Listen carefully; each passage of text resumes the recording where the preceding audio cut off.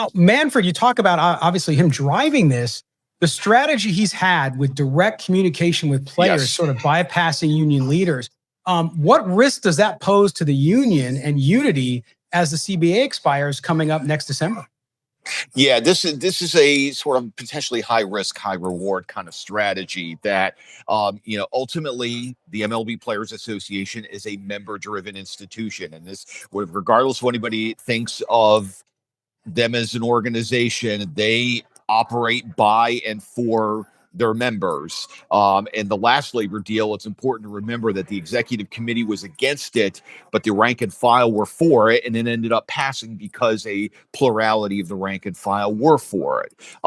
And this is kind of the thinking this time around, that if Manfred can meet with individual players, get his point across, maybe a similar situation can happen again in 2026, where regardless of what executive leadership at the union, either from a staff basis or a executive committee player basis, thinks of what's on the table, again, if a plurality of players like it, maybe they can get to a different place. That's the overarching strategy. I also think there's some personality issues at play that I think the principals involved on both sides of the table don't necessarily like each other that much.